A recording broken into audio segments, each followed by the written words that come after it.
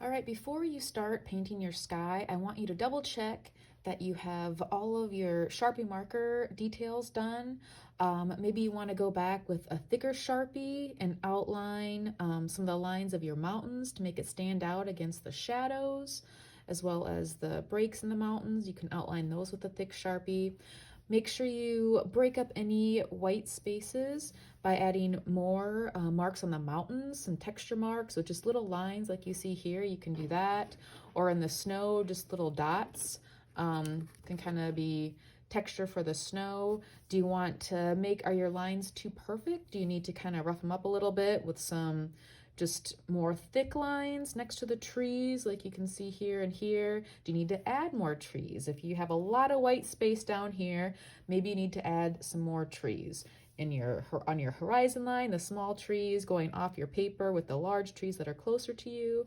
Make sure you have enough black details because you can always keep adding more. All right, for the sky, when you are creating a sunset or a sunrise, you're always going to start with the lighter color touching the mountains or the horizon line where the sky meets the land. Because whether it's the sun is setting and it's a sunset, so the dark sky is kind of pushing all the light down, it's going to be lighter here, darker at the top. If it's a sunrise, same thing. The light's coming from the bottom and it's kind of pushing away the dark as it rises. So either way, you're going to start with your light color on the mountain.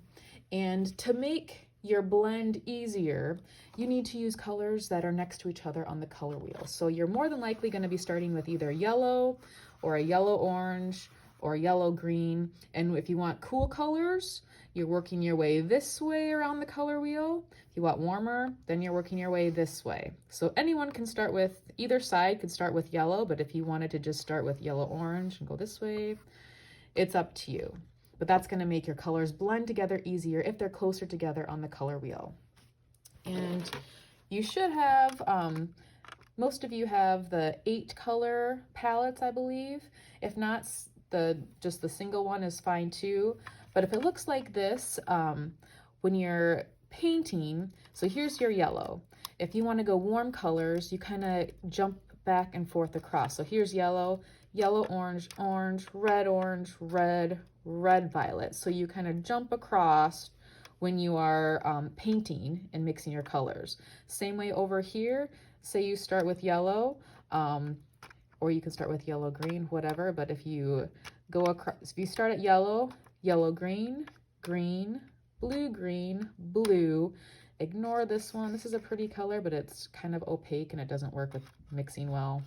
Not even sure what that is. But blue, this is blue, violet, violet. So you kind of work your way across like that. And I can help you if you need to. Sometimes the black looks like the purple, so the ones on the end are usually the ones you do not use. All right, so since this one is a cool color, I'll show you what a warm color one looks like.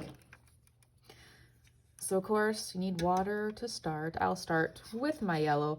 Really, the yellow orange and the yellow green, they're pretty close to yellow. You might not even see a very big difference. But make sure your brush is nice and loaded with the color.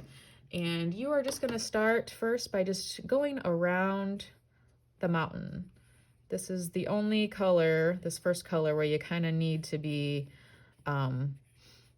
stay in the lines. The rest you're just blending together and you want the colors to run together. Here, you don't want the color to go into your mountains. So I'm just painting right around them. First, this is the yellow. Like I said, you could start with yellow or yellow orange or yellow green. But you want to start light with either one of those 3 colors. All right, now a lot of students in the past, once they have this line, then they start blending the others and it takes on this kind of zigzag line that forms around the mountain. Well, the sunset's not going to be a perfect mountain line. So once you get around your mountains, take that same color, yellow, and just sort of kind of even it out. Because you don't, and it doesn't have to be a perfect arc or anything. You just don't want it to take on the shape of the mountains, because that's just not going to be a perfect parallel line to your horizon line of the mountains there. So just kind of get some color on there. You want to make sure, you don't want it sopping wet, but you need it to be a little bit wet, otherwise it's not going to mix with the next color. So I'm cleaning my brush quick. I'm jumping across to the yellow orange. Get a nice amount on your brush. And see, it's not much different. I think the yellow green is even closer to the yellow, but just add it right above. I'm kind of working quickly here, so it doesn't dry on me. And then you can kind of let it blend on its own, but if you want to help it out a little bit, you can take a little bit of water and sort of kind of drop it in, smudge it a little bit where they meet, but it will kind of continue to mix as it dries. And here, like I said, it doesn't have to be a perfect arc because, you know, sunsets aren't perfect. All right, clean it out. Next color is the orange. And if you need help, or me telling you where the colors are, because sometimes it's kind of confusing. And sometimes they're not even in this order. I think most of the time they are sold like this, but yours might be mixed up. Sometimes they are. I don't know why. Okay. And if you want more of one color and less than another, that's fine too. Just pop over to the red, orange.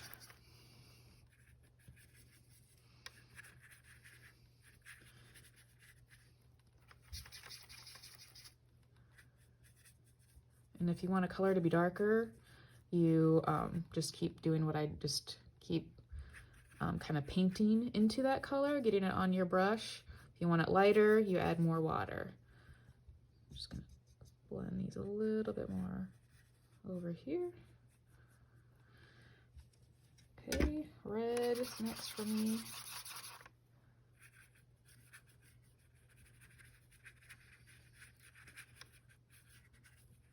And I think I want more of this red violet at the top. I can't remember if it's a dark red violet or, yeah, it's kind of dark.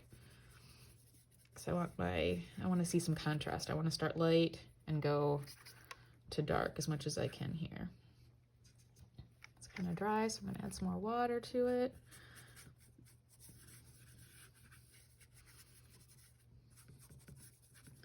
And I rinse my brush, come back and just blend that a little bit more. Don't use a lot of water when you do this, because even though the cardboard is a pretty good surface for watercolor paint, if you get it sopping wet, it will start to kind of curl and separate. This is red violet. I'm gonna hop over to the violet here too, since I have some room, because you can really go all the way from red violet to blue violet and kind of work your way backwards like that if you would like. In fact, I think I'm gonna do that. I'm gonna add some really dark blue violet at the top.